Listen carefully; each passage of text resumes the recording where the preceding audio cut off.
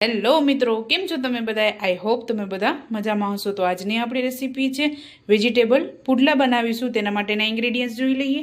તો આપણે કોબી, ડુંગળી, ગાજર અને એક મોરું મરચું લીધેલું છે.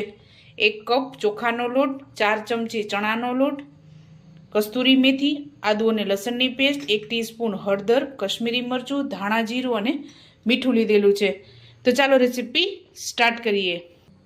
તો અહીંયા મેં એક બાઉલ લીધું છે. એમાં આપણે બધા વેજીટેબલ એડ કરશું.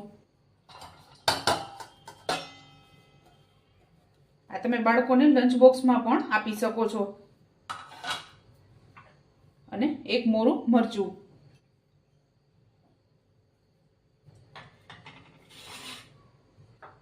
સ્વાદ અનુસાર મીઠું અને ધાણા જીરું, કશ્મીરી મરચું, આદુ અને લસણની પેસ્ટ, 1 ટીસ્પૂન હળદર,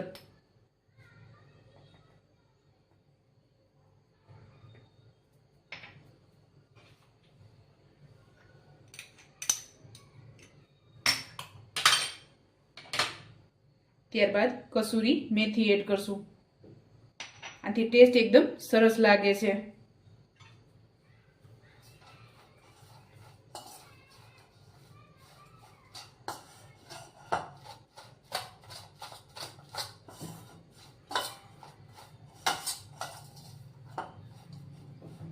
ત્યારબાદ ચણાનો લોટ અને ચોખાનો લોટ. ચોખાનો લોટ થોડોક આપણે વધારે લેવાનો છે, કારણ કે એકદમ સરસ ક્રિસ્પી તૈયાર થાય તેના માટે.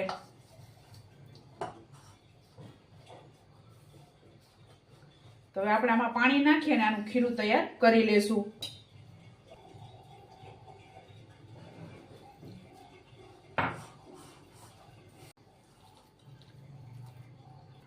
તો આપણે આ રીતનું ખીરું તૈયાર કરવાનું છે.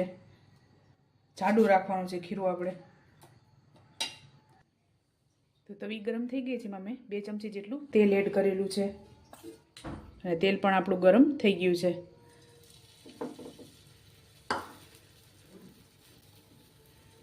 તો આપણે એકદમ મીડિયમ સાઇઝના કરીશું, જેથી તમે લંચ બોક્સમાં પણ આને આપી શકો.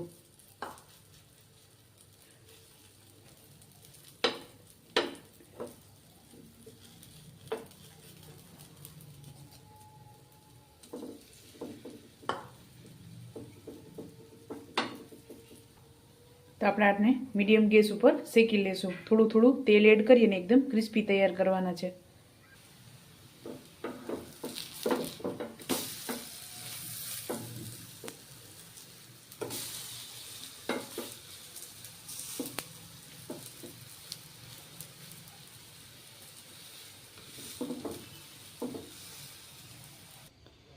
તો ચાલો મિત્રો, તૈયાર છે આપણા વેજીટેબલ પુડલા. તમે પણ આ જ રીતે બનાવજો અને મને યાદ કરજો. મારા વિડીયોને લાઇક, શેર અને સબસ્ક્રાઈબ કરવાનું ભૂલતા નહીં. તો ચાલો મળીશું નેક્સ્ટ વિડીયોમાં.